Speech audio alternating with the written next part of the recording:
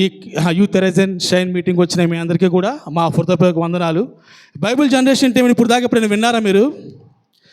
ఎంతమంది విన్నారు? Bible generation team అంటే ఇప్పుడు రీసెంట్గా మనం విన్నాం, కానీ ఇంతకుముందు ఎప్పుడైనా విన్నారా? వినలేదు కదా, ఇదే ఫస్ట్ టైం వింటున్నారా? కొద్దిసేపు నేను బైబిల్ జనరేషన్ టీం యొక్క ఉద్దేశాన్ని చెప్పి కొంచెం సేపు వెరీ షార్ట్ మెసేజ్ చెప్పి మిమ్మల్ని ఇంకా క్విజ్లోకి నడిపిస్తాను. క్విజ్ ఎలా రాయాలి ఏంటి అనేది పూర్తిగా చెప్తాను.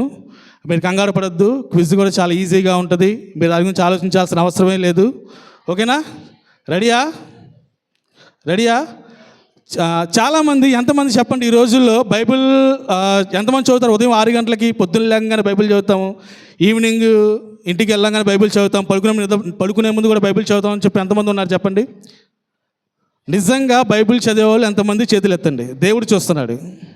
ప్రతిరోజు బైబిల్ చదివేవాళ్ళు ఎంతమంది? 2. మేడం గారు ఎత్తారు, ఇందాక 3. ఓకేనా? అయ్యగారితో 4. ఎక్కడ 4 ఉన్నారు కదా. ఇప్పుడు చూడండి, మా బైబిల్ జనరేషన్ యొక్క ముఖ్య ఉద్దేశం ఏమీ లేదండి. చాలామంది యువతలు కావచ్చు, సంఘ విశ్వాసులు కావచ్చు, చాలామంది ఏం చేస్తున్నారంటే బైబిల్ని ఒక ఆడబొమ్మగా చేస్తున్నారనమాట. అంటే ఇంట్లో షోకేస్లో పెడతారు. దైవజనుడు మాత్రం మందిరానికి వచ్చినప్పుడు మాత్రం బైబిల్ తీస్తారు.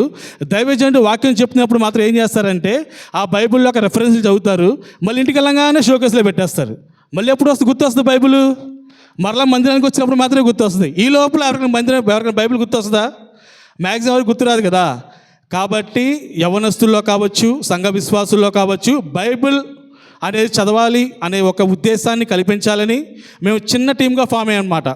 బైబిల్ జనరేషన్ టీం అనే చిన్న టీమ్గా ఫామ్ అయ్యి ఆయా ప్రాంతాల్లో, ఆయా సంఘాల్లో మేమందరం కూడా బైబిల్ క్విజెస్, బైబిల్ గేమ్స్ నిర్వహించి ఒక పుషప్. ఇప్పుడు లూకాసు వార్త అనగానే ఎంతమంది చదివారు చెప్పండి? నిజంగా చెప్పండి. దీనికనే ఎత్తండి. లూకాసు వార్త అనగా చదివారు కదా. ఇదే విధంగా మనం ప్రతిరోజు బైబిల్ చదవాలి. ప్రతిరోజు మనం బైబిల్ చదవాలండి. ఓకేనా? మేమేం చేస్తున్నామంటే జస్ట్ పుషప్ ఇచ్చామంతే. ఇదేంటంటే మీరు లూకాసు వార్త అనగానే, ఎగ్జామ్ అనగానే ప్రతిరోజు అన్నం తింటూ కూడా చదివారు కదా, టీవీ చూస్తూ కూడా చదివారు కదా, వాక్యం వింటూ కూడా చదివారు కదా. కాబట్టి ప్రతిరోజు కూడా అదే ఒక ఉద్దేశంతో, అదే కాన్సన్ట్రేషన్తో మనం బైబిల్ చదవాలి. అదే దేవుని యొక్క ముఖ్య ఉద్దేశము. ఇందులో భాగంగా మేమేం చేసామంటే ఒక దైవజనుని సంప్రదించాం. క్రీస్తు సువాస సహవాసం అని గుణదల్లో పాస్టర్ జి మర్యాదాస్ గారు ఉన్నారు. ఆయన దగ్గరికి వెళ్ళి మా టీం చెప్పామాట, అయ్యా ఇలా పరిస్థితి అంటే పెట్టండి బ్రదరు, ఎందుకంటే యవనస్తులు ఈ రోజుల్లో చాలామంది నశించిపోతున్నారు, మీరు పెడితే కనుక వాళ్ళు చైతన్యం వస్తుంది, బైబిల్ చదువుతారని చెప్తే ఆ రోజు క్రీస్తు సువాస సహవాసంలో మా ఫస్ట్ మీటింగ్ జరిగింది. October 2. దేవుడు అద్భుతంగా మీటింగ్ జరిగించారు. ఆ మీటింగ్లో 26 మంది యవనస్తులు పాల్గొన్నారు. 26 మంది కూడా బైబిల్ ఎగ్జామ్ రాశారు, ఎక్సలెంట్గా రాశారు. ఒక మాట చెప్తాను, ఆ బైబిల్ ఎగ్జామ్లో మార్క్స్ వాత పెట్టాము. ఒక అమ్మాయికి 50 మార్కులు వచ్చాయి. ఆ అమ్మాయి ఎవరో కాదు, ఆ మధ్యలో తెల్లచుని వేసుకొని ఉంది. ఆ అమ్మాయి చాలా బాగా రాసింది. అమ్మాయి ఎక్సలెంట్గా రాసింది. దాని తర్వాత ఏంటంటే మనం బైబిల్ గేమ్స్ కూడా పెట్టాము. యవనస్తులందరూ ఈవినింగ్ వెళ్ళేటప్పుడు మనకి ఫీడ్బ్యాక్ ఇచ్చారన్నమాట. అన్న దీనివల్ల మేము బలపడ్డాము, చాలా బాగా జరిగిందన్న, మీరు దీన్ని ఆపకూడదు, మీరు ఎలాగైనా కంటిన్యూ చేయాలి. ఎందుకంటే మీరు ఎగ్జామ్ పెట్టారు కాబట్టి మేము చదువుతున్నాము, దాని తర్వాత ఇంక ప్రతిరోజు చదవాలని చెప్పి ఆకాంక్ష కానీ కుతూహలం మాకు వచ్చింది. కాబట్టి మీరు ప్రతిరోజు కూడా మేము చదవాలంటే, మీరు యవనస్తులు బలపరచాలంటే మీరు కంపల్సరీగా బైబిల్ క్విజెస్ పెట్టాలి, కంపల్సరీగా యవనస్తులు ప్రోత్సహించాలని అన్నారు. ఇంకా ఆ ఉద్దేశంతో మేము ఎదురు చూస్తున్న టైంలో ఒకరోజు నాకు కాల్ వచ్చింది పాస్టర్ జి ఉదయ్ కుమార్ గారి నుంచి, బ్రదరు మా సంఘంలో మా విశ్వాసాలను కూడా మీరు బలపరచాలి, మా సంఘంలో ఉన్న యవనస్తులు కూడా మీరు బలపరచాలి, మన బైబిల్ క్విజ్ పెట్టాలి, యవనస్తులు ప్రోత్సహించాలన్నప్పుడు మరి అయ్యగారిని వచ్చి కలవడం జరిగింది. అయ్యగారు మనకి డేట్ ఇచ్చారు. కాబట్టి ఈరోజు మనందరం కలుసుకున్నాం అన్నమాట. అందుకు గాను దేవునికి మహిమ కలుగును గాక. ఆమేన్, హల్లెలూయా. ప్రతిరోజు కూడా మీరు బైబిల్ చదవాలి. లూకాసు సువార్తకు మీరు ఎలా ప్రిపేర్ అయ్యారో అలాగే ప్రతిరోజు కూడా మీరు బైబిల్ చదవాలి, బైబిల్లో ఉన్న జ్ఞానాన్ని సంపాదించాలి, వాక్యానుసారంగా జీవించాలి, మన దేవుడి సన్నిధిలో ఉండాలి. ఓకేనా? 1799 సంవత్సరంలో క్యాండర్డిడ్ అనే ఒక ఆయన ఫిషింగ్ చేస్తూ ఉండేవాడు అన్నమాట. అంటే చేపలు పడుతూ ఉండేవాడు. యూజువల్గా వాళ్ళు చేసే పనులతో పాటు కొన్ని అలవాట్లు ఉంటూ ఉంటాయి. కొంతమంది ఫిషింగ్ చేస్తూ ఉంటారు, కొంతమంది క్రికెట్ ఆడుతూ ఉంటారు, కొన్ని గేమ్స్ ఆడుతూ ఉంటారు. వాళ్ళు చేసే పనితో పాటు కొంత పని చేస్తూ ఉంటారు కదా. ఆ అబ్బాయికి ఫిషింగ్ చేయడం అంటే ఇష్టం, అంటే చేపలు పట్టడం అంటే చాలా ఇష్టం అనమాట. ఒకానొక దినాన చేపలు పట్టడానికి ఒక నది దగ్గరికి వెళ్ళాడు. ఉదయం నుంచి సాయంత్రం దాకా చాలా ప్రయాసపడ్డాడు, కానీ ఒక్క చేప కూడా పడలేదు. అప్పుడు అక్కడ జరిగిన విచిత్రం ఏంటో తెలుసా? ఆ నదిలో ఉన్న నీళ్లు ఆ రోజు కొంచెం వెనక్కి వెళ్ళిపోయినాయి అంట, కొంచెం వెనక భాగానికి వెళ్ళిపోయినాయి అంట. ఆ సమయంలో ఏం జరిగిందంటే ఆయనకి ఒక 10 కేజీల రాయి కనిపించింది. దాన్ని గమనిస్తున్నాడు అనమాట. అంటే ఆ ఇంటి తలుపు, ఆ ఇంటి ఇల్లు ఉంది కదా, ఇంటి తలుపుకి గొల్లెం ప్రాబ్లం ఉందన్నమాట. ఆ గొల్లెం సరిగ్గా పడట్లా. సరే ఈ రాయిని తీసుకెళ్ళి మనం గొల్లెంగా ఉపయోగించుకుందాం, అంటే డోర్ స్టాపర్గా ఉపయోగించుకుందాం అనుకున్నాడు. ఆయన ఏం చేశాడంటే ఆ రాయిని తీసుకెళ్ళి డోర్ స్టాపర్గా ఉపయోగిస్తున్నాడు. 1 సంవత్సరం గడిచింది, 2 సంవత్సరాలు గడిచాయి, 3 సంవత్సరాలు గడిచాయి. అప్పుడు తన స్నేహితుడు ఒకడు వచ్చాడు వాళ్ళ ఇంటికి. ఆ మొత్తం ఇల్లంతా గమనించాడు. గమనించిన తర్వాత ఆ డోర్ స్టాపర్ని చూశాడనమాట. అరే ఏంట్రా ఇది అన్నాడు అనమాట. ఏంట్రా ఇది అంటే, అరే నాకు 3 సంవత్సరాల ముందు ఇది దొరికిందిరా, మన ఇంట్లో డోర్ స్టాపర్గా ఇది ఉపయోగపడిద్దని తెచ్చుకున్నాను. మన ఇంట్లో గొల్లెం ప్రాబ్లం ఉంది కదా, కాబట్టి డోర్ స్టాపర్గా దీన్ని తెచ్చుకున్నానంటే, దాన్ని చూస్తే నాకు ఏదో అనుమానంగా ఉందిరా, ఒక్కసారి చూపిస్తావా, ఎందుకని మంచి మార్కెట్కి తీసుకెళ్ళి జ్యువెలరీ షాప్ చూపించన్నాడు. సరే ఈరోజు సండేనే కదా, ఖాళీయే కదా, మన దగ్గర వెళ్దాం పదా అని చెప్పి వాళ్ళిద్దరూ కూడా ఆ డోర్ స్టాపర్ని తీసుకుని వెళ్ళాడు. ఆ వ్యక్తి ఆ డోర్ స్టాపర్ తీసుకెళ్ళిన తర్వాత ఆ జ్యువెలరీ షాపుడు క్షుణ్ణంగా గమనించాడనమాట. గమనిస్తే, ఏమండి ఇది ఎక్కడ దొరికింది మీకు అన్నాడనమాట. అంటే ఇది మాకు 3 సంవత్సరాల ముందు ఒక నదిలో దొరికింది అన్నాడంట. ఇదేంటో మీకు తెలుసా అన్నాడంట. తెలియదు బ్రదర్ అన్నాడంట. ఇది ఒక బంగారపు రాయి, దీని మీద గులుం పట్టేసి కొంచెం డస్ట్ పడడం వల్ల నీకు అలా కనిపించింది, కానీ ఇది చాలా బంగారపు రాయి, ఇది మాకు అమ్ముతారా అన్నాడంట. అమ్ముతారా అంటే సరే ఎంత ఇస్తారా అన్నాడంట. అంటే 1799లో ఇన్సిడెంట్ జరిగితే 1800 రెండో సంవత్సరం, అంటే 3 సంవత్సరాల తర్వాత దాని విలువ ఎంత అంటే $3,600. అంటే ఆ రోజుల్లో దాని మాదక ద్రవ్యంలో దాని విలువ 3 లక్షల రూపాయలు. ఎంత? 3 లక్షల రూపాయలు. Can you imagine? 3 లక్షల రూపాయలు 1802 సంవత్సరంలో ఉందంటే 2025 సంవత్సరానికి దాని విలువ ఎంత ఉంటుంది? కొన్ని కోట్ల రూపాయలు ఉంటుంది. అంటే చాలాసార్లు మన జీవితంలో దేవుడు విలువైన వాటిని ఇచ్చినప్పటికీ దాన్ని వ్యర్థమైన వాటికి ఉపయోగిస్తూ ఉంటాం అన్నమాట. అంటే విలువైన రాయిని దాని విలువ తెలియక ఆ వ్యక్తి వ్యర్థమైన దానికోసం ఉపయోగించుకున్నాడు, ఒక డోర్ స్టాపర్గా ఉపయోగించుకున్నాడు. ఇప్పుడు చెప్పండి, దాన్ని డోర్ స్టాపర్గా కాదురా బాబు, ఇప్పుడు కూడా దాన్ని డోర్ స్టాపర్గా ఉపయోగిస్తామంటే ఉపయోగిస్తాడా? ఉపయోగించరు. ఎందుకంటే I know the value of that gold, దాని బంగారు విలువ నాకు తెలుసు కాబట్టి నేను ఉపయోగించను అంటాడు. ఈ లోకంలో చాలామంది చాలాసార్లు దేవుడు చాలా విలువైన వాటిని మన దృష్టికి ఇస్తాడనమాట. అది వస్తువుల రూపంలో కావచ్చు, మనుషుల రూపంలో కావచ్చు. పరిశుద్ధమైన దేవుని గ్రంథం ఈ లోకంలో రత్నరాశుల కన్నా, వజ్ర వైడూర్యాల కన్నా విలువైన పరిశుద్ధ గ్రంథాన్ని ఆ వ్యక్తి విలువలేని పాత్రకు ఎలా ఉపయోగించాడో అలా ఉపయోగిస్తూ ఉంటాం. మనం ఒక డోర్ స్టాపర్గా పక్కన పెట్టేస్తూ ఉంటాం. ఎవరైతే పరిశుద్ధ గ్రంథానికి విలువిస్తారో, ఎవరైతే పరిశుద్ధ గ్రంథానికి విలువగా చూస్తారో వాళ్ళందరి జీవితాల్లో దేవుడు అద్భుత కార్యాలు చేస్తాడు. ఆమేన్, హల్లెలూయా. బిల్లీ సండే అనే దైవజనుడు, అతను తెలియాలంటే ఎవ్వరూ లేరన్నమాట. అతను ప్రపంచానికే దీవెనకరంగా ఉన్న దైవజనుడు. బహుశా ఆయన సమృద్ధి జీవన పుస్తకాన్ని రాశాడు. ఆ పుస్తకంలో అనేక మంది సేవకులు ఆర్టికల్స్ రాస్తూ ఉండేవారు అనమాట. ఒకనొక దినాన బిల్లీ సండే అనే దైవజనుడు యేసుప్రభువుని అంగీకరించిన తర్వాత ఆయా ప్రాంతాల్లో, అనేక ప్రాంతాల్లో సువార్త చెప్పడం మొదలుపెట్టాడు. ఏమనంటే యేసుప్రభు వారే రక్షకుడు, యేసుప్రభు వారే నిజమైన దేవుడు అని చెప్పి సువార్త చెప్పడం మొదలుపెట్టేవాడు. ఒకనొక దినాన ఒక వ్యక్తి అడిగాడు బిల్లీ సండే గారిని, బిల్లీ సండే గారు, మీరు అనేక ప్రాంతాల్లో సువార్త చెప్తూ ఉంటారు కదా, what is the opinion on the word of God, దేవుని వాక్యం పట్ల నీకున్న అవగాహన ఏంటని అడిగారు. అప్పుడు బిల్లీ సండే గారికి సమాధానం ఏంటో తెలుసా? The Bible is the word of God from cover to cover. ఆదికాండం 1వ అధ్యాయం 1వ వచనం నుంచి ప్రకటన గ్రంథం 22వ అధ్యాయం 21వ వచనం దాకా ప్రతి మాట దేవుని మాటే.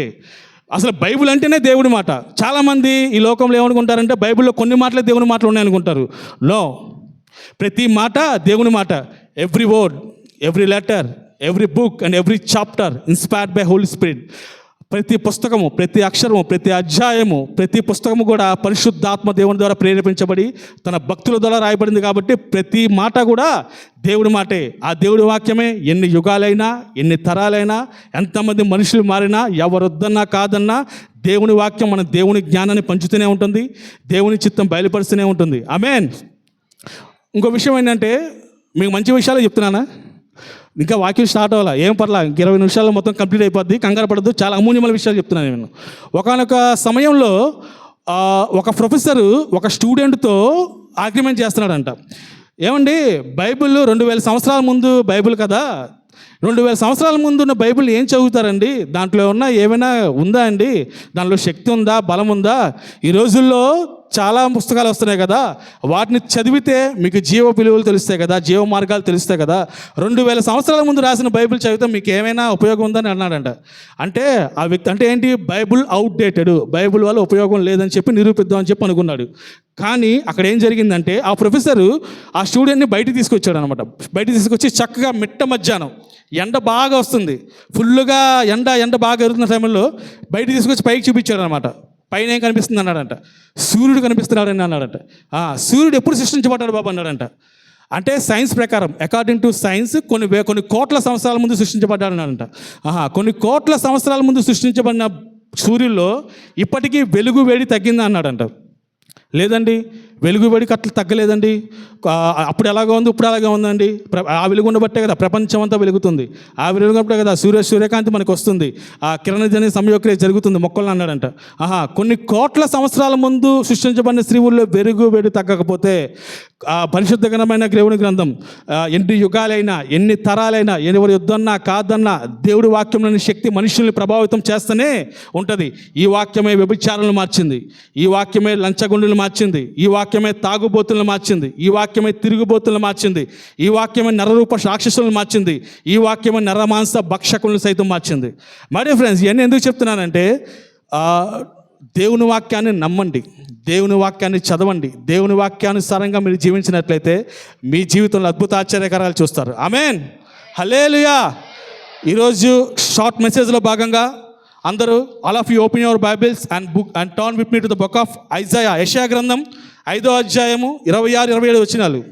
యెషయా గ్రంథం 5వ అధ్యాయము 26-26 వచనాలు చదండి. యెషయా గ్రంథము 5వ అధ్యాయము 26-27 వచనాలమ్మా. ఆయన దూరంగానున్న జనములను పిలుచుటకు ఒక ధ్వజమునెత్తును, భూమి అంతముల నుండి వారిని రప్పించుటకు ఈల కొట్టును. ఇదిగో వారి త్వరపడి వేగముగా వచ్చుచున్నారు, వారిలో అలసిన వాడైనను తొట్టిల్లవాడైనను లేడు, వారిలో ఎవడును నిద్రపోడు కునుకడు, వాడి నడికట్టు విడిపోదు, వారి పాదరక్షలు గలవారు తెగిపోదు. ఓకే, ఇప్పుడు చూడండి అమ్మా, ఇక్కడ ఏం చెప్తున్నారంటే దేవుడు దూరంగా ఉన్న జనాలను పిలిచడానికి ఒక ధ్వజాన్ని ఎత్తారంట, భూమి ఆకాశంలో ఉన్న వారిని రప్పించడానికి ఒక ఏల కొట్టారంట. అప్పుడు వేల కొట్టినప్పుడు వాళ్ళందరూ త్వరపడి వేగముగా వచ్చుచున్నారంట. ఇక్కడ ఏం చెప్తున్నారంటే త్వరపడుట. అందరూ చెప్పండి, త్వరపడుట. మరి దేవుడు పిలిచినప్పుడు నువ్వు త్వరపడుతున్నావా? మనుషులు సాధారణంగా వేటి త్వరపడతారు చెప్పండి. సాధారణంగా ఒక చిన్నపిల్లాడు అనుకోండి, దేనికి త్వరపడతాడు?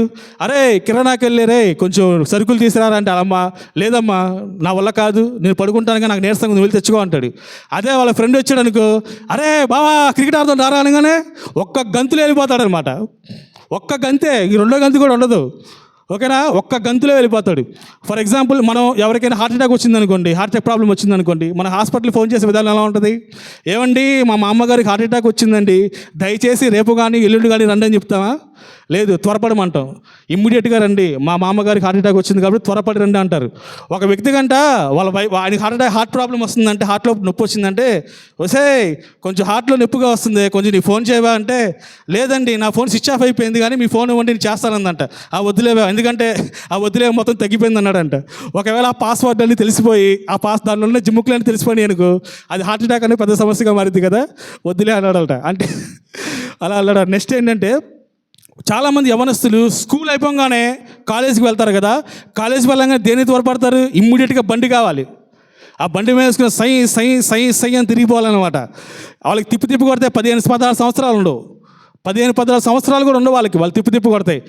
ఎంతమంది యవనస్తులు తమ జీవితాన్ని ముగించుకుంటున్నారో చూడండి, ఎంతమంది యవనస్తులు అలాంటి అలవాటు వాళ్ళ జీవితాన్ని ముగించుకుంటున్నారో చూడండి. కాబట్టి నేనేం చెప్తున్నానంటే మానవ జీవితంలో మనిషి యొక్క పతనావస్థ ఏంటంటే, మనం త్వరపడిన వాటి కోసం త్వరపడతాము, మనం త్వరపడవలసిన వాటి కోసం త్వరపడం. పరిశుద్ధ గ్రంథం చెప్తుంది, నువ్వు దేనికైతే త్వరపడాలో దానికే త్వరపడాలి, నువ్వు దేనికైతే త్వరపడకూడదో దానికి త్వరపడకూడదు. ఇప్పుడు చూడండి, ఇక ఈ వాక్యంలో మనకేం చెప్తున్నాడంటే, ఆయన దూరంగా ఉన్న జనులను పిలిచేటకు ధ్వజం నెత్తాడంట, భూమి ఆకాశంలో వాడిని రప్పించుటకు ఇలా కొట్టాడంట. ఎవరు పిలిచారు? దేవుడు పిలిచాడు. ఎవరిని పిలిచాడు? తన యుద్ధం దూరంగా జరిగిపోయిన వాటిని, తన యుద్ధం దూరంగా వెళ్ళిపోయిన పిలుస్తున్నాడు. తన కృపా కనికరాలతో దగ్గరికి రమ్మని పిలుస్తున్నాడు. ఎవరైతే తన స్వరాన్ని వింటున్నారో, ఎవరైతే తాను నిలబెట్టిన ధ్వజాన్ని చూస్తున్నారో వాళ్ళందరూ కూడా పరిగెత్తుకొని వస్తున్నారంట. అలా పరిగెత్తుకొని రావడం వల్ల వాళ్ళు పొందిన ఆశీర్వాదాల కింద వచ్చిన వాళ్ళు చూస్తాం. వారిలో అలసిన వాడైనను ట్రొట్టిల్ల వాడైనను లేడు. వారిలో ఎవడు కూడా నిద్రపోడు, కునకడు. వారి నడికట్టు విడిపోద్దు, వారి పాదరక్షలు గలవారు తెగిపోవు. అన్న, అక్క, చెల్లి, తమ్ముడు, ఒక మాట విను. నువ్వు ఎవరు పిలిచినా త్వరపడిపోయినా దేవుడు పిలిచినప్పుడు ఖచ్చితంగా త్వరపడాలి. ప్రభు పిలుస్తున్నప్పుడు పశ్చాత్తాప పొందమని, మారు మనస్సు పొందమని, రక్షణ పొందమని, ఇలాంటి యూత్ మీటింగ్స్లో కావచ్చు, యవనస్తుల కుడికిలో కావచ్చు, ఆదివారం కూడా దైవజనుడు చెప్పే వాక్యంలో కావచ్చు, నీ బంధుమిత్రుల ద్వారా కావచ్చు, నీ స్నేహితుల ద్వారా కావచ్చు, దేవుడు నిన్ను పిలుస్తున్నప్పుడు, నీ హృదయమైన తలుపు తడుతున్నప్పుడు త్వరపడుతున్నావా లేదా? ఇప్పుడు కాదు అని చేస్తున్నావంటే ఈ అవకాశం మళ్ళీ నీకు రాకపోవచ్చు. గుర్తుపెట్టుకో, ఈ అవకాశం మళ్ళీ రాకపోవచ్చు. చాలామంది దేవుడు తన కృపా కనికరాలతో పిలుస్తున్నా సరే ఇంకా ఇప్పుడు కాదని చెప్పి జరిగిపోయే వాళ్ళు ఉన్నారు తప్ప ఎవరు కూడా చాలా వరకు రక్షణ తీసుకునే వాళ్ళ కనిపించట్లేదు ఈ లోకంలో. జక్కయ్య, నేను నీ ఇంట ఉండవలసి ఉన్నది, నీ ఇంట రావలసి ఉండని చెప్పంగానే తొందరగా దిగమంటే జక్కయ్య తొందరగా దిగాడా, లేటుగా దిగాడా? లూకాసు వార్త 19వ అధ్యాయంలో రాయబడి ఉంది. జక్కయ్య త్వరగా దిగి యేసుప్రభువుని తన ఇంట చేర్చుకున్నాడు. చాలా సంవత్సరాల క్రితం ఒక ఇన్సిడెంట్ చెప్తాను చూడండి. మలేషియన్ ఎయిర్లైన్స్ ఫ్లైట్ MH370 భయంకరంగా వార్తల్లోకి వచ్చిన సంఘటన, ఒక డిజాస్టర్. ఇప్పటికీ కూడా అది ఆ ఫ్లైట్ ఎక్కడ కూలిపోయిందో, ఎక్కడుందో ఎవరికీ తెలియదు. ఇప్పటికీ కూడా దాని విమాన శకలాలు కూడా ఎక్కడ ఎవరికీ కనిపించలేదు. అసలు ఏం జరుగుతుందో చెప్తా వినండి. ఇదంతా ఒక దైవజనుడు చెప్తే విన్నాను. కొన్ని సంవత్సరాల ముందు MH370 అనే ఫ్లైట్ మలేషియాలోని కౌలాలంపూర్ నుంచి చైనాలో బీజింగ్కి వెళ్ళాలన్నమాట. రాత్రి కొన్ని గంటలకు, అంటే 2 గంటలకు మలేషియాలో ఫ్లైట్ స్టార్ట్ అయితే చైనాలో బీజింగ్కి ఉదయం 6 గంటలకల్లా వెళ్ళిపోవాల్సింది ఫ్లైట్. అది వాళ్ళ అంటే చైనాలో బీజింగ్ దగ్గర వాళ్ళ బంధువులందరూ ఫ్లవర్ బొకేస్ పట్టుకొని సిద్ధంగా ఉన్నారు ఆయన ఆహ్వానించడానికి. కానీ మలేషియాలో ఫ్లైట్ అయితే స్టార్ట్ అయింది, కానీ మలేషియా ఫ్లైట్ అయితే మూవ్ అయింది, కానీ ఉదయం 6 అయింది, 7 అయింది, 8 అయింది, ఫ్లైట్ అనేది బీజింగ్కి రావట్లేదు. అడుగుతున్నారు అందరినీ, ఏం జరిగిందండి, మా వాళ్ళు ఇంకా రాలేదు, ఫ్లైట్ అక్కడ మలేషియాలో స్టార్ట్ అయిపోయింది కదా, ఇక్కడికి ఎందుకు రావట్లేదంటే వాళ్ళందరూ చెప్తున్నారు, ఇంకా చూస్తున్నామండి, దాని గురించి ఆలోచిస్తున్నామని చెప్పారంట. దాని తర్వాత ఎయిర్పోర్ట్ అథారిటీ ఇచ్చిన కన్ఫర్మేషన్ ఏంటంటే ఆ ఫ్లైట్ మధ్యలో ఎక్కడో కూలిపోయింది. ఫ్లైట్ టేకాఫ్ అయిన గంట తర్వాత రేడార్లో ఆ పిక్చర్ కనిపించట్లేదు, రేడార్లో సిగ్నల్స్ అన్నీ పోయినాయి. అంటే ఆ ఫ్లైట్ అనేది ఎక్కడో కూలిపోవచ్చు, ఎక్కడో ఏదో జరిగి ఉండొచ్చు అని చెప్తున్నారు. అలా వెళ్ళిన ఫ్లైట్ దాని తర్వాత ఏం జరిగిందంటే ఆ ఫ్లవర్స్ బొకేస్ పట్టుకున్న వాళ్ళందరూ కూడా నిరుత్సాహపడుతున్నారు. వాళ్ళందరూ మా వాళ్ళు ఎక్కడో చనిపోయారు అని చెప్పి బాధపడుతూ ఉన్న ఆ సమయంలో వాళ్ళు కన్ఫర్మేషన్ ఇచ్చేశారనమాట. ఆ ఫ్లైట్ ఆచూకీ అయితే మాకు తెలియదు, కానీ అది ఎక్కడో కూలిపోయి ఉండొచ్చు, అది ఎక్కడో ఏదో జరిగి ఉండొచ్చు, దాని ఆకుచి మాత్రం చెప్పలేకపోతున్నా ఉన్నారు. ఆ విచిత్రం ఏంటంటే ఆ ఫ్లైట్ అంటే కొన్ని సంవత్సరాల క్రితం జరిగిన ఇన్సిడెంట్లో ఆ ఫ్లైట్ కూలిపోయింది కదా, దాని శకలాలు ఇప్పటికి కూడా కనిపించలేదు. ప్రపంచంలో అగ్రగామి దేశాలైన 16 దేశాలు, India, France, Russia, Japan, Malaysia, అలాంటి దేశాలు కూడా సెర్చ్ ఆపరేషన్ చేశాయి, కానీ ఏ దేశం కూడా దాన్ని కనిపెట్టలేకపోయిందన్నమాట. ఇదిలా ఉంటే ఆ ఫ్లైట్లో ఇదిలా ఉంటే ఆ ఫ్లైట్లో జియోపింగ్ అనే 32 సంవత్సరాల యవనస్తుడు సాఫ్ట్వేర్ ఇంజనీరు ఆ ఫ్లైట్ ఎక్కడానికి ఎయిర్పోర్ట్ వెళ్తున్నప్పుడు తన స్నేహితుడు ఆ ఎయిర్పోర్ట్ పక్కన ఒక ఇల్లు ఉందన్నమాట, తన స్నేహితుడు ఇల్లు, ఆ ఇంటికి వెళ్ళాడనమాట. ఆయన ఆహ్వానించాడు. ఆయన దైవభక్తి గలవాడు. అరే, ఎలాగో నువ్వు చైనా వెళ్ళిపోతున్నావు కదా, మా ఇంటికి రా, మా ఇంటికి వచ్చి లాస్ట్గా భోజనం చేసి వెళ్ళిపో అన్నాడంట. భోజనం చేసి సరే అని చెప్పి వాళ్ళ ఇంటికి వెళ్ళాడంట, భోజనం చేశాడంట. ఇంకా భోజనం చేసిన తర్వాత, అరే నువ్వు ఎలాగ వెళ్ళిపోతున్నావు కదా, నువ్వు మళ్ళీ చైనాకి వెళ్ళిపోతావు కదా, మళ్ళీ మలేషియా రావు కదా, నీకు ఒక 10 నిమిషాలు నేను సువార్త చెప్తా, ఒక 10 నిమిషాలు యేసు ప్రభువుని అంగీకరిస్తావా? ఒక్క 10 నిమిషాలు మోకాలు వేసి ఆయనకి నీ ఆత్మని అప్పగిస్తావా? నీ పాపాలన్నీ ఒప్పుకుంటావా?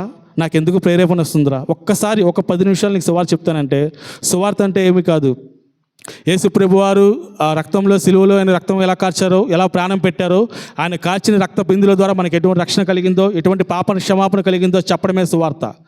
ఆ సువార్త చెబుదామని చెప్పి ఆయన చాలా ట్రై చేశాడండి వాళ్ళ ఫ్రెండ్. అరే అంటే ఎంత ట్రై చేశాడంటే చివరికి ఆయన కాళ్ళు కూడా పట్టుకున్నాడు. కానీ ఆ అబ్బాయి ఒప్పుకోలే. నాకు టైం అయిపోతుంది, వెళ్ళిపోతాను, మళ్ళీ వస్తా, ఏదో టైంలో మళ్ళీ మలేషియా వస్తా, ఆ టైంలో నీ సువార్త అంగీకరిస్తా, యేసు ప్రభువు అని అంగీకరిస్తాను వెళ్ళిపోయాడు. అలా వెళ్ళిన వ్యక్తి ఫ్లైట్లో మరి ఎక్కడో కూలిపోయాడు. ఈ క్షణం కూడా తిరిగి రాలేదు. ఈ క్షణంలో తిరిగి రాలేదు. ఆచూకీ కూడా లేదు. కనీసం తన కుటుంబ సభ్యులు తన శవాన్ని కూడా చూడలేదండి.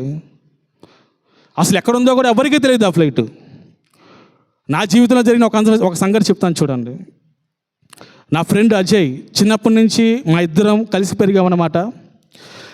ఒకే కాలేజీలో చదివాం, ఒకే స్కూల్లో చదివాం. నేను రక్షణ అయితే పొంది 2016లో. మేము వెళ్ళే సంఘాలు వేరు, మా ఇద్దరు ఆత్మీయులు అయ్యేసరికి మేము వెళ్ళే సంఘాలు వేరు. నేను కలవర బెతస్తా సంఘానికి వెళ్తే ఆయన వేరే సంఘానికి వెళ్ళేవారు మా ఇంటి దగ్గర. అనేక సార్లు రక్షణ పొందమని చెప్పి నేను చెప్పాను, దైవ సేవకులు చెప్పారు, తల్లిదండ్రులు చెప్పారు. అనేక సార్లు దైవ సేవకుడు కూడా వాక్యంలో హెచ్చరించాడు. ఏ రోజు కూడా రక్షణ ఇప్పుడు కాదులేరా, నాకు తీసుకోబుద్ధి అవట్లేదు, ఇలా ఇప్పుడు ఏం చేయాలి, నేను దేవుడిలో ఉన్నా కదా, బాప్టిషన్ తీసుకుంటేనే దేవుడి దగ్గరికి వెళ్తామా, బాప్టిషన్ లేకుండా వెళ్ళలేమా అన్నాడు. సరే అని చెప్పి ఎంతమంది గద్దించినా ఆ వ్యక్తి ఆ మాట వినలేదు. కరోనా 2 సెకండ్ వేవ్లో ఆ వ్యక్తికి ఏమొచ్చిందంటే కరోనా వచ్చింది. తన తల్లిదండ్రులు, అక్క, చెల్లి వాళ్ళెవరికి రాలే, కానీ ఈ ఒక్క అబ్బాయికి వచ్చిందనమాట. తీసుకెళ్ళి హాస్పిటల్లో వెంటిలేటర్లో పడేశారు. 10 రోజులు ఉన్నాడు వెంటిలేటర్లో. కొన్ని రోజుల తర్వాత ఆ అబ్బాయికి అర్థమైపోతుంది ఇంక నేను చనిపోతాను, ఇంక ఉండనని.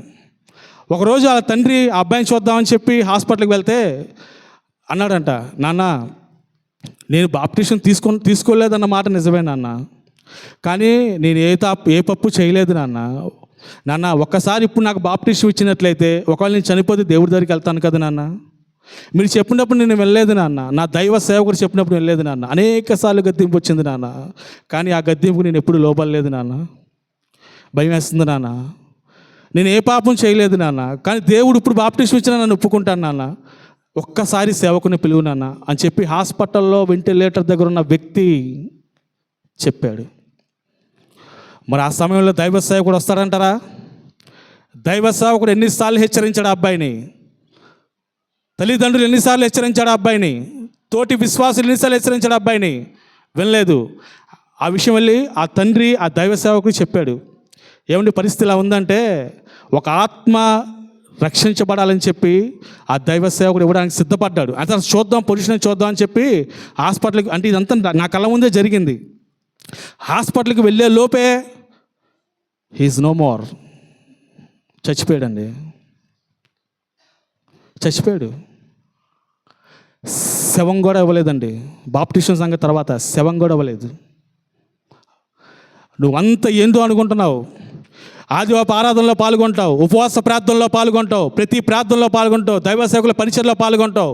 రక్షణ విషయం వచ్చేసరికి ఇప్పుడు కాదు కాదు కాదు అంటావేమో.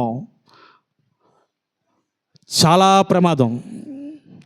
రక్షణ లేకుండా ప్రభు సన్నిధి కానీ ప్రభు రాజ్యాన్ని కానీ చేరాలని చెప్పి పరిశుద్ధ గ్రంథం చెప్తుంది. నువ్వు చాలా ప్రమాదంలో ఉన్నట్టే. ఎందుకు ఈ మాట చెప్తున్నానో తెలుసా? చాలాసార్లు మన దేవుడు మన హృదయాన్ని తలుపు తడతా ఉంటాడు. రక్షణ పొందమని, బాప్టిషన్ పొందమని, ప్రభువు దగ్గర రమ్మని, ఆయన సన్నిధికి రమ్మని తడతా ఉంటే మన హృదయాన్ని కాఠిన్యం చేసుకొని ఇప్పుడు కాదు ఇప్పుడు కాదు ఇప్పుడు కాదు అని చెప్పి వెళ్ళిపోతున్నావు కదా. ఇబ్బంది పడేది ఎవరు? ఈరోజు చూస్తున్న మనిషిని రేపు నువ్వు చూడగలుగుతున్నావా? ఎంతమంది మన కళ్ళ ముందే చనిపోతున్నారు చెప్పండి.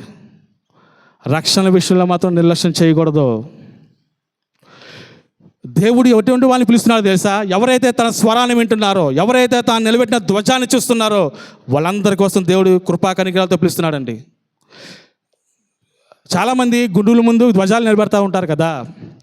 ఆ ధ్వజాలు ఏంటా అని చెప్పి మనకైతే తెలియదు, కానీ సత్యదేవుని యేసు ప్రభువారు, కృపగల యేసు ప్రభువారు తను కూడా ఒక ధ్వజాన్ని నిలబెట్టాడంట. ఆ ధ్వజం అంట వెండితోనో బంగారంతోనో చేసింది కాదు, కానీ తన ప్రేమ, కృప, కరుణ అనే ధ్వజంతో నిలబెట్టాడంట. ఈ ధ్వజం ద్వారా నన్ను అంగీకరించండి, నా ప్రేమ చూడండి, నా ప్రేమను తెలుసుకోండి, నా దగ్గరికి రండి అని పిలుస్తున్నాడు మీ అందరినీ. మన పాపాల నిమిత్తం, మా అపరాధాల నిమిత్తం చచ్చిన స్థితిలో ఉన్న మనం లేవనెత్తడానికి. ఒక మాట చెప్తా చూడండి, మనం రక్షించబడడానికి ఏమైనా అర్హత ఉందా? మన కులం కానీ, మన మతం కానీ, మనం చేసే ఉద్యోగం కానీ, మన డబ్బు కానీ ఏదైనా నీ రక్షణకు ఉపయోగపడుతుందా? ఏది కాదు కదా. మనం రక్షించబడుతున్నామంటే అది కేవలం ఆయన కృప మాత్రమే. నీ కృప అనేది నీ పర్ఫార్మెన్స్ మీద ఆధారపడలేదు. కృప అనేది నీ పర్ఫార్మెన్స్ మీద ఆధారపడలేదు. నువ్వు చేసే దాన ధర్మాలు, సాంఘిక కార్యక్రమాల మీద కృప ఆధారపడలేదు. ఆయన ఇద్దాం అనుకున్నాడు, ఇచ్చాడు అంతే. నా బిడ్డలకి నీ కృప ఇస్తాను అనుకున్నాడు, ఇచ్చాడు అంతే. మనలో ఏ ఒక్కరు కూడా పరలోక రాజ్యాన్ని పాత్రలో కాదు. మనలో ఏ ఒక్కరం కూడా ఆయన మహిమగల రాజ్యంలో, ఆయన నివసించే ఆ పరిశుద్ధ రాజ్యంలో పాల్గొనడానికి మనలో ఏ ఒక్కరికి అర్హత లేదు. అర్హత వచ్చిందంటే అది ఆయన కృప మాత్రమే. నువ్వు చేసే తలంపుల ద్వారా చేసే పాపాల వల్ల ఆయన ముళ్ళ కిరీటాన్ని ధరించారు. నువ్వు కాళ్ళతో చేసే పాపాల వల్ల, చేతులతో చేసే పాపాల వల్ల ఆయన మేకులు తెగొట్టించుకున్నారు. నీ శరీరంతో చేసే పాపాల వల్ల ఆయన బల్లెం పొడి పొడిచుకున్నారు. శరీరాన్ని నాగడి చాలువలో దునించుకున్నారండి. శరీరాన్ని నాగడి చాలువలో దునించుకున్నారు. ఇదంతా చేసి సిలువలో మరణించి మనల్ని దేవుడితో సమాధానపరుస్తున్నాడు. ఆమేన్, హల్లెలూయా. అలాంటి సమాధాన పాత్రుడు ఒక ధ్వజాన్ని ఎత్తి మిమ్మల్ని అందరినీ పిలుస్తున్నాడు. త్వరపడుతున్నావా, ఆలస్యం చేస్తున్నావా? పరిశీలన చేసుకోవాలి. బాబు రక్షణ పొందామని అడిగామనుకో, లేదు బ్రదర్ గారు, గతించిన సంవత్సరంలో 4 సిగరెట్ ప్యాకెట్లు 4 పెట్లు కాల్చేవాళ్ళండి, తర్వాత 3 పెట్లకు వచ్చానండి, తర్వాత 2 పెట్లకు వచ్చానండి, తర్వాత 1 పెట్టుకు వచ్చానండి, తర్వాత అరపెట్టుకు వస్తానండి.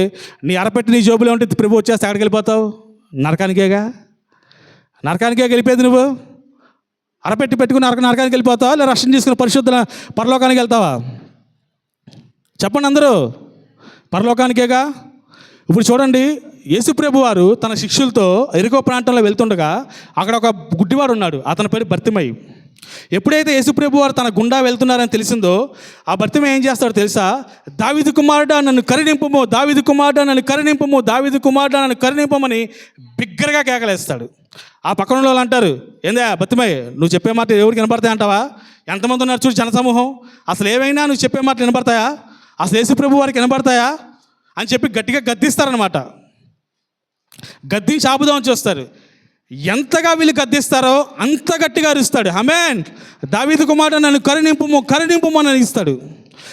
అప్పుడు దేవుడు వాడు ఆ యేసుప్రభు ఆ కేకల మీద ఆగిపోయి ఆయన తీసుకురండి అని చెప్తారు.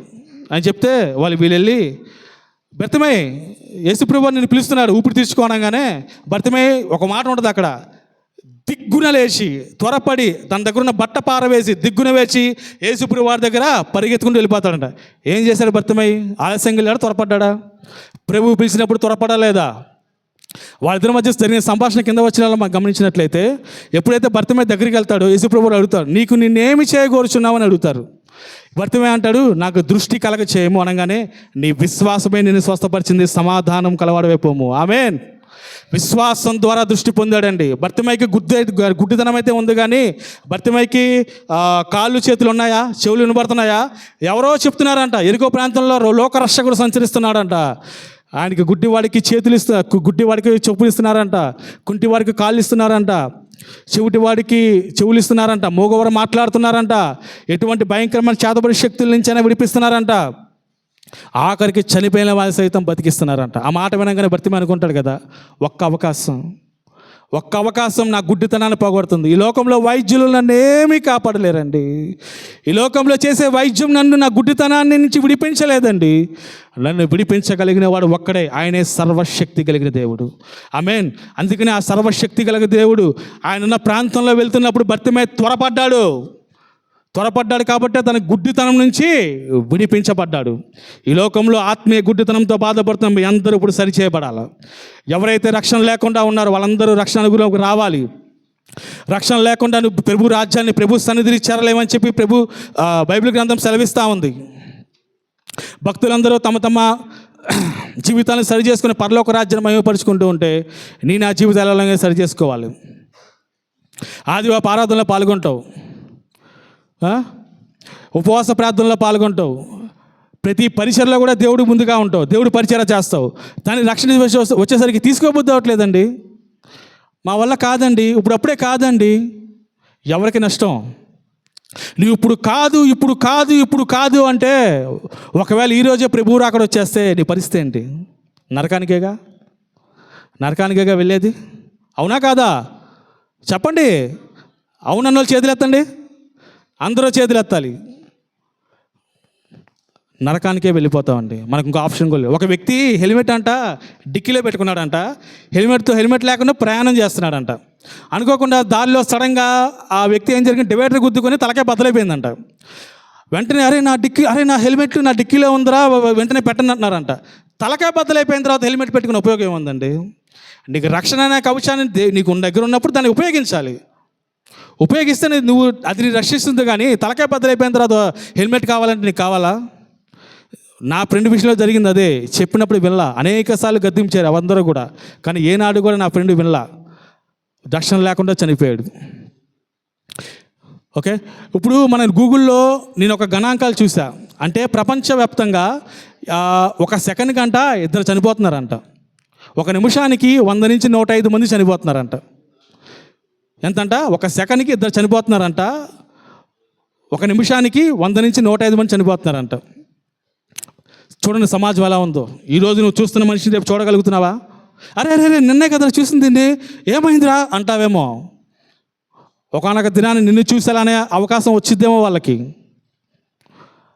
ఒకవేళ దేవుడు నిన్ను పిలిస్తే, ఒకవేళ దేవుడు నిన్ను పిలిస్తే నువ్వు ఆయన ముందు నిలబడే రక్షణ కలిగి ఉన్నావా? రక్షణ అనుభవం కలిగి ఉన్నావా? బాప్టిజం కలిగి ఉన్నావా? బైబిల్ గ్రంథంలో ఒక మాట రాయబడిందండి. అందరూ తీయండి. యోహాను సువార్త 3వ అధ్యాయము 1వ వచనం 6వ వచనం చదవండమ్మా. యోహాను సువార్త 3వ అధ్యాయము 1వ వచనం 6వ వచనం.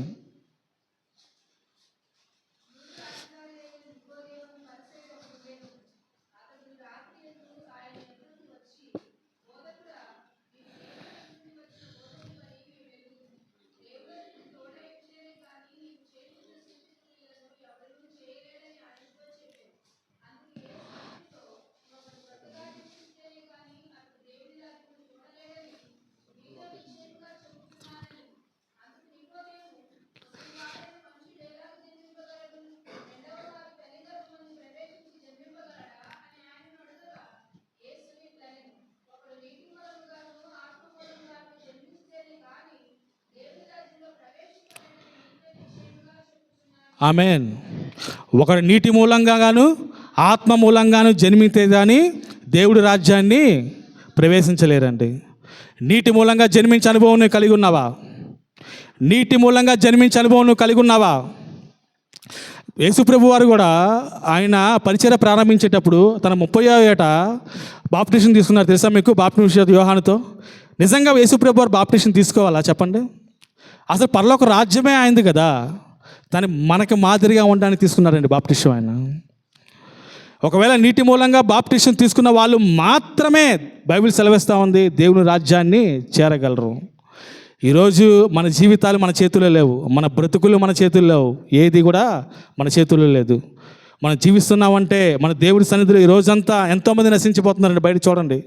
కానీ మన దేవుడి సన్నిధిలో మనం ఉన్నామంటే అది కేవలం ఆయన కృప మాత్రమే. It's all about his grace.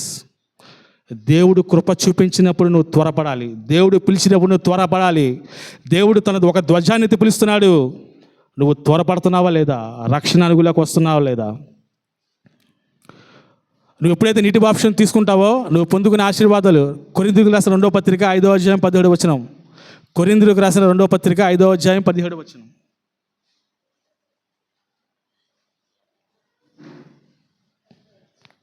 కొరింథీయులకు రాసిన 2వ పత్రిక 5వ అధ్యాయం 17వ వచనం. ఒక 5 నిమిషాలు ముగిసేద్దండి. మనం ఎగ్జాక్ట్గా ఇంకో 10 నిమిషాల్లో మీకు ఓకే అయితే ఎగ్జామ్ మొదలైపోద్ది అనమాట. ఒక 5 నిమిషాల్లో అయిపోద్ది. నెక్స్ట్ ఇంకో 10 నిమిషాలు ఎగ్జామ్ స్టార్ట్ చేయొచ్చు. కొరింథీయులకు రాసిన పత్రిక 5వ అధ్యాయం 17వ వచనం.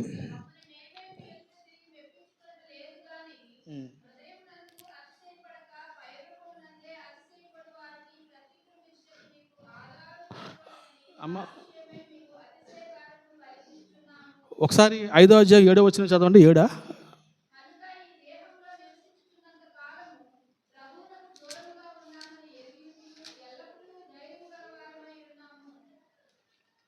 ఓకే, చూడండి అక్కడ ఎప్పుడైతే బాప్టిజం పొందుతావో నువ్వు నూతన సృష్టి, పాతవి గతించిన సమస్తము నూతన పరచబడు.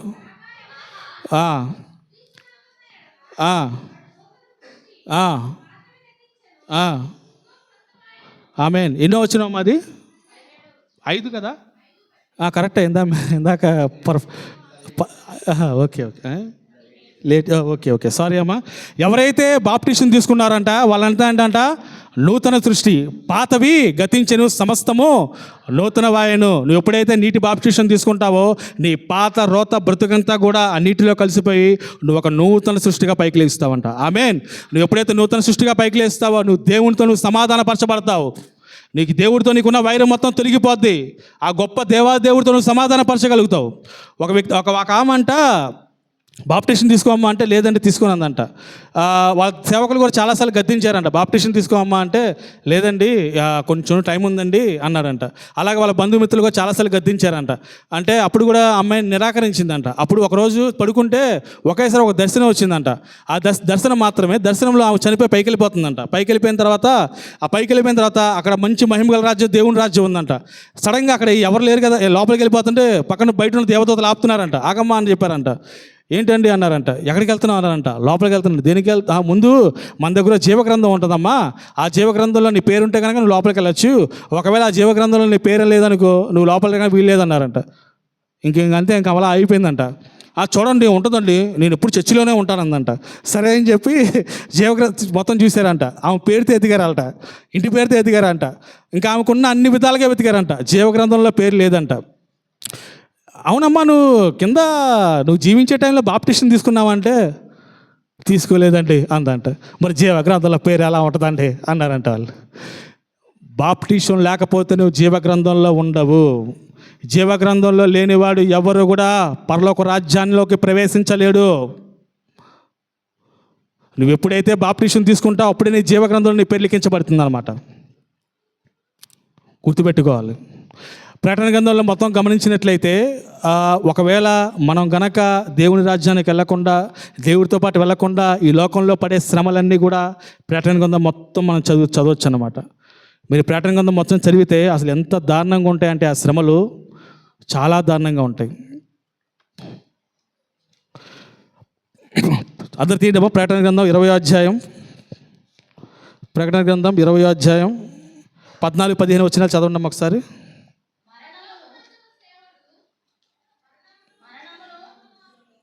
చదవండి.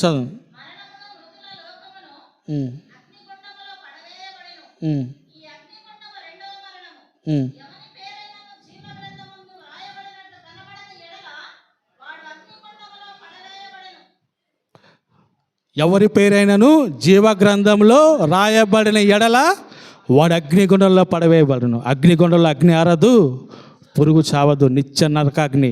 నువ్వు నిత్య రాజ్యంలో, దేవుని రాజ్యంలో సంతోషంగా ఉంటావా, లేకపోతే నిత్య నరకాగ్నిలో కాలిపోతావా? నీ ఆత్మకు నువ్వే ఉత్తరవాది. నీ ఆత్మకు నువ్వే ఉత్తరవాది. రక్షణ ఈరోజే రక్షణ దినము.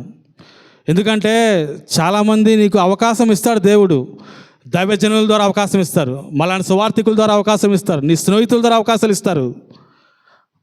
ఉపయోగించుకుంటున్నావా? త్వరపడుతున్నావా? వెనకడుగు వేస్తున్నావా? చెల్లి, అక్క, నా ఫ్రెండ్ని నేను కోల్పోయాను అక్క. ఈరోజు కూడా నాకు బాధ ఉంది. చాలా ఆత్మీయ ఫ్రెండ్ అన్నమాట.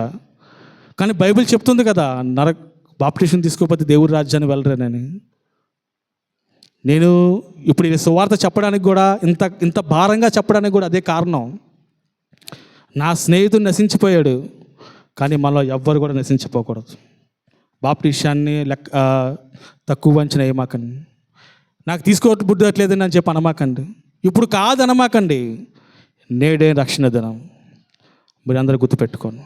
అందరూ తలలు వంచండి, చిన్న ప్రార్థన చేసుకుందాం. అందరూ తలలు వంచండి, చిన్న ప్రార్థన చేసుకుందాం. విత్తబడిన వాక్యం గురించి, బాప్టిషన్ గురించి, జరగబోతున్న బైబిల్ పేజ్ గురించి మన మధ్య ఉన్న బ్లెస్సీ గారు ప్రార్థన చేస్తారు. విత్తబడిన వాక్యం గురించి, జరగబోతున్న బైబిల్ గురించి, బైబిల్ ఎగ్జామ్ గురించి మన మధ్య ఉన్న బ్లెస్సీ గారు.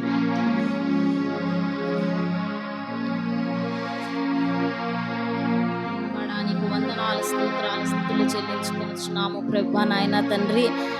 ఈరోజు జరుగుతున్న ఈ కార్యక్రమం నిమిత్తము నీకు వందనాలు, స్తోత్రాలు ప్రభా నాయన తండ్రి.